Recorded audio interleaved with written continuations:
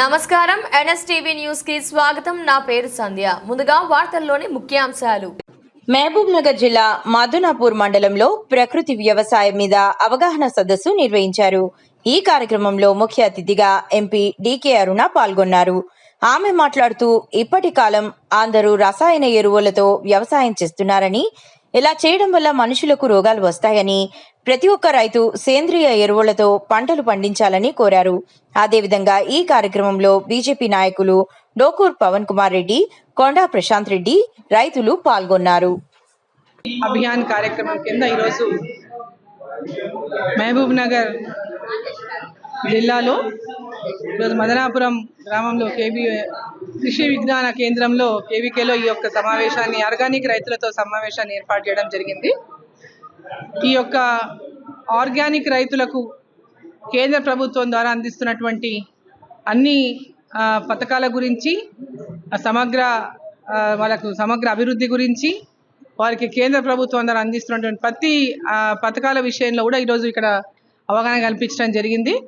ఈరోజు ఈ వాళ్ళకు సారవంతమైనటువంటి భూములన్నీ కూడా ఇవాళ పెద్ద ఎత్తున కెమికల్స్ వాడడం వల్ల, మందులు వాడడం వల్ల ఆ యొక్క భూసారాన్ని కోల్పోవడమే కాకుండా నిస్సారవంతమైనటువంటి భూమిగా తయారైతా ఉంది. కాబట్టి ఆర్గానిక్ ఎరువుల ద్వారా, అంటే గోమూత్రం కానివ్వండి, జీవామృతం కానివ్వండి, అదేవిధంగా స్వతహాగా తయారు చేసుకున్నటువంటి మందులు కానివ్వండి, సో వీటి ద్వారా మన యొక్క కూరగాయ అంటే వెజిటబుల్స్ కానీ, పండ్ల తోటలకు కానీ, లేదా వరి ధాన్యం పంట పప్పు దినుసుల పంటలకు కానీ అన్నిటిపైన కూడా ఈరోజు ఒక అవగాహన కల్పించడానికి ఇక్కడ సమావేశాన్ని ఏర్పాటు చేయడం జరిగింది. ఆర్గానిక్ పంటలు పండించాలని, ఎందుకంటే దీనివల్ల మన ఆరోగ్యమే భూమి యొక్క సారాన్ని కాపాడుకుంటూ, భూమి ఆరోగ్యాన్ని కాపాడుకుంటూ, మన ఆరోగ్యాన్ని కూడా కాపాడుకుంటూ, ఈ దేశం యొక్క ప్రజల ఆరోగ్యాన్ని కాపాడడానికి ఈ యొక్క భూమి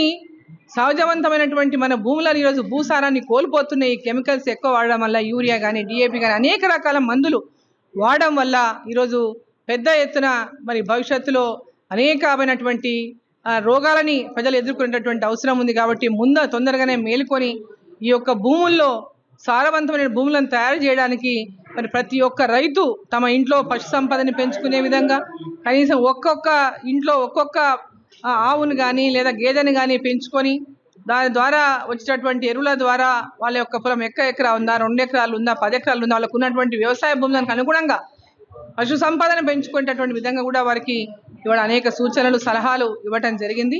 సో పెద్ద ఎత్తున ఆర్గానిక్ పంటలు పండిస్తున్నటువంటి రైతులు కూడా ఇక్కడికి వచ్చినారు. వాళ్ళ అనుభవాలను కూడా వాళ్ళు షేర్ చేసుకున్నారు. వాళ్ళ అనుభవాలని వాళ్ళు చాలా, అంటే ఈరోజు ఇప్పుడు ఆర్గానిక్ పంటలు పండించిన తర్వాత వాళ్ళకు ఏ విధమైనటువంటి సంతృప్తిని ఇచ్చిందో, పంటలు కూడా తక్కువ పండుతాయి, కేవలం యూరియా డిఏపి వేస్తేనే ఎక్కువ పండుతాయి, లేదా ఇతర ఆర్గానిక్ మందులు వేస్తే, ఆర్గానిక్ ద్వారా పండిస్తే పంట తక్కువ పండుతున్నటువంటి దాంట్లో అనేక ఎగ్జాంపుల్స్, వాళ్ళ అనుభవాలను వాళ్ళు ఇక్కడ షేర్ చేసుకోవడం జరిగింది. సో ఒక అవగాహన సదస్సును రైతుల్లో పెద్ద ఎత్తున ఈ ఆర్గానిక్ పంటల పైన అవగాహన పెంచడానికి ఈరోజు కల్పించినటువంటి సదస్సు పెద్ద ఎత్తున రైతులు పాల్గొనడం వల్ల విజయవంతమైంది.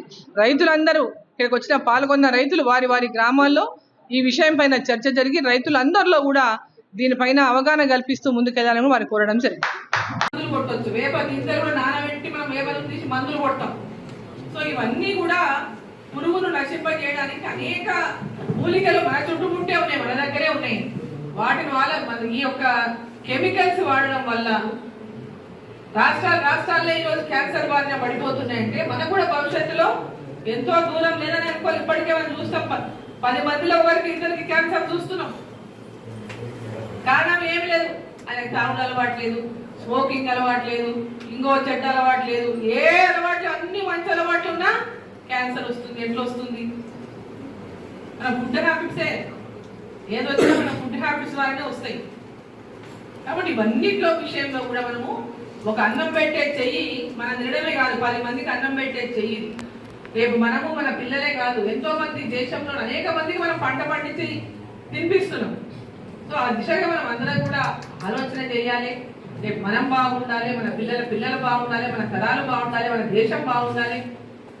రాబోయే కాలంలో మన భూమి ఇంకో 1000 ఏళ్ళైనా కూడా ఎంతో మందికి ఈ దేశం నుంచి విదేశాలకు భోజనం అంటే వాళ్ళకి ఫుడ్ పంపినటువంటి ఎదగాలి. వికసిత్ భారత్ అని మోదీ గారు అంటుందని మాట 100 ఏళ్ళు అవుతుంది, ఇంకో 21 సంవత్సరాలు ఆగితే 100 ఏళ్ళు అవుతుంది మన స్వతంత్రం వచ్చి. 100 ఏళ్ల లోపలే మన భూమి పరిస్థితి ఉంటే రాబోయే కాలంలో ఇంకెట్లుంటుంది చెప్పండి ఒకసారి.